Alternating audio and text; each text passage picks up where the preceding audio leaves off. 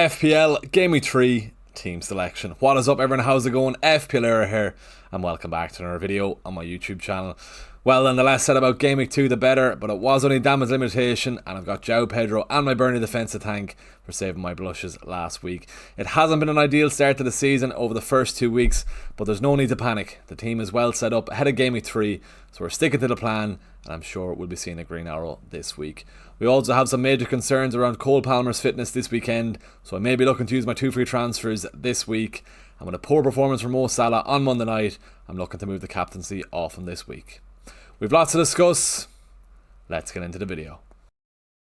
So before we get into today's video, as always, give the video a like and let's hit a like goal of 70 likes on this video. We are on the road to 10k subs also, so if you are watching this and you're not subscribed, and if you are enjoying the content, please consider heading on down there, click and subscribe on the channel and help me towards hitting that milestone. So looking back at my Gameweek 2 review, I scored 50 points for the week, which was just below average score. Not an ideal return for the week. 7 players blanking throughout my team. I've only got Anderson with some DEFCON points, Estevia coming away with a clean sheet for Burnley, Mo Salah getting a very late assist in the 110th minute to come away with a captaincy return. So we're 2 for 2 in the captaincies at least, and I have Szoboszlai to thank for that. And then João Pedro coming away with a goal and 2 assists on Friday night to come away with a massive 15-pointer. Shout out to a few members in my Patreon group that did captain João Pedro, so that was some haul coming away with 30 points in that game. There was some disappointing returns throughout, with Sarah wiping out my double Forest clean sheet, but the duo of West Ham, Sunderland and Burnley over the next 4 games, so I think we should be seeing some Forest clean sheets sooner rather than later, and I definitely need the points after leaving Pedro Porro out of my team in Gameweek 1. On to Sunday's games, with United against Fulham. I've Chris Kavanagh to blame for Bruno skying his penalty over the bar after he bumped into him just before he took that penalty and definitely got into his head. United have Burnley this weekend, and I could be looking to move my captaincy towards Bruno Fernandes, or if Cole Palmer is out this weekend, I may be looking to bring Erling Haaland into the team, but we'll chat about that later on in the video. There's another disappointing return as well from my double Aston Villa attack. No goals for Aston Villa all season, and they were the team that were performing very well in pre-season. So I have some decisions to make on what to do with my double Aston Villa attack. All in all, it was pretty much a gaming from hell for the majority of FPL managers. I've seen some scores as low as 25 last week, so 50 points isn't the worst. We're still in an okay position looking at the rank. We've only dropped 200k places, down from 4.2 million to 4.4 million overall. The team is looking well ahead of Gameweek 3. Just a side note then, if you were that manager who triple captained Timber for a 72-point haul and he somehow had 3 Burnley midfielders who all came away with a return last week for a 140-point return for that manager. If you haven't done the lotto yet, make sure you get to your nearest news agents and get those numbers locked in. Looking at Cole Palmer then, he is a major doubt for the weekend's games, so we do have some decisions to make what to do with him with 2 free transfers in the back pocket. Yeah, no need to panic. Let's see how we're getting on and how we're shaping up ahead of Gameweek 3. So as I said, a lot of FPL managers are panicking early on the season, mainly due to this man on screen here after he pulled up in the warm-up just before the West Ham game on Friday evening. The latest update on Cole Palmer is that he didn't train with the first team today. He had a scan and the results from that scan aren't as bad as first feared, but the Fulham game may come too soon for Cole Palmer, so we're probably looking like that he's going to miss out on Gameweek 3. There's obviously an international break, so he could be back for Gameweek 4 for that Brentford game. We're not sure on the timeline of his injury, so he potentially might miss Gameweek 4 and then he'll be back for the United game in Gameweek 5. Looking at Palmer's price tag, price of 10.5 million in the game. Depends on your bench obviously, but I wouldn't want to be putting a 10.5 million player on my bench, especially when I wouldn't be looking to captain Palmer until Gameweek 9 for that Sunderland game. So if Palmer is definitely confirmed out for this weekend, I'll be looking to move him on, and that leads us on to the next question: the best Palmer or Saka replacements, with Saka set to be sidelined for the next 3 to 4 weeks with a hamstring injury. It's a very popular question this week: who's the best replacement for Palmer or Saka? If you don't have Bruno Fernandes, I'd be going for Bruno Fernandes with that Burnley game. Obviously, he did miss that penalty against Fulham on Sunday, but if he did score that penalty, he would have been on for a monster double-digit haul. He got his DEFCON points. He would have got 5 points for scoring the penalty, probably a bonus then as well, so easily would have got a double-digit return against Fulham. I'm expecting him and Man United to bounce back in that Burnley game, so Bruno Fernandes will be my top choice for bringing in a Palmer replacement. If you have 2 free transfers and you're looking to bring in Erling Haaland, if you're not happy with Ollie Watkins, you could take out Palmer, downgrade to Anderson and upgrade Watkins to Haaland. You can do that with 2 free transfers. I may look to do that also, but for now I'm potentially eyeing up a Palmer move out, and I'll discuss who I'm eyeing up later on in the video. With another poor performance from the German on Monday night, I'm getting a lot of questions from FPL managers what to do with Wirtz if you have him in your team. I know it can be very frustrating with his other Liverpool attackers all returning well over the first 2 weeks, with Gakpo, Salah and Ekitike getting some consistent returns. If you have Wirtz in your team, I don't think he's a must sell. Looking at towards Game Week 4, if you bypass that Arsenal fixture this weekend, they've got Burnley and Everton in Game Week 4 and Game Week 5. So these are decent fixtures for Liverpool, especially to have a Liverpool attacker in your team. So I don't think he's a must sell. However, if you do have 2 free transfers and you're looking to burn one, I'd probably offload Wirtz. Maybe even look towards bringing in Cunha for that Burnley game. You could probably look towards Sarah as well. Crystal Palace and Sarah in good form, and they've nice fixtures from Game Week 4 onwards. Even Kudos then as well. Spurs are in good form, and they're coming into a nice favourable fixture run. Or maybe even go to Semenyo. Semenyo is going well. 2 goals and an assist in the first 2 game weeks. 21 points over the first 2 weeks. He's a man in form, along with a team in form in Bournemouth. So there's 3 options if you want to offload Wirtz, but I don't think he's a must sell now. Manchester United will be looking to bounce back at Old Trafford this weekend after 2 disappointing results in the opening 2 game weeks. If you are looking to bring a United asset to attack that Burnley fixture at the weekend, Bruno Fernandes should be a priority transfer in this week. I do expect him to still be on penalties, even with Mbeumo and Cunha sniffing around to take them off him after that miss against Fulham on Sunday. But I do expect Bruno Fernandes to get a return or 2, and along with some DEFCON points, he should be in line for a double-digit return like he should have been in Game Week 2. Next up, I'd be eyeing up Cunha as a 1-week punt.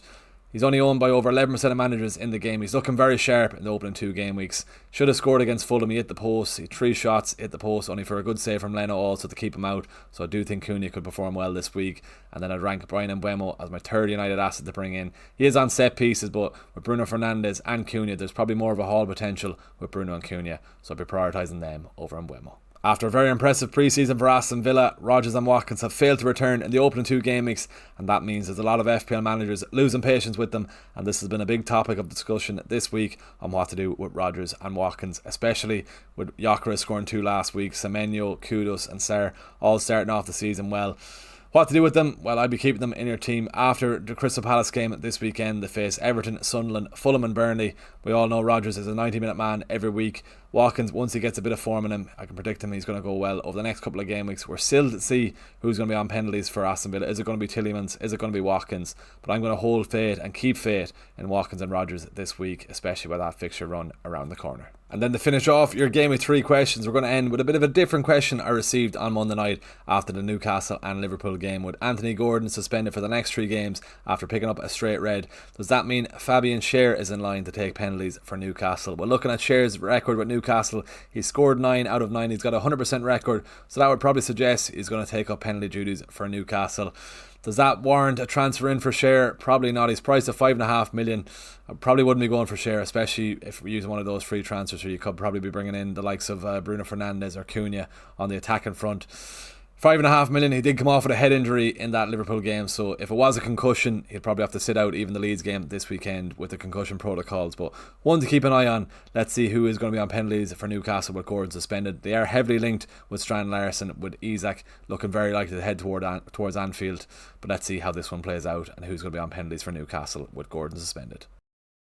So look at my team selection ahead of the Game Week 3 deadline. I do have 2 free transfers to use. I'm probably looking to use one of them this week, eyeing up a Cole Palmer replacement, but we'll chat about that later on in the video. We're going to start off on goals. Sanchez at home to Fulham.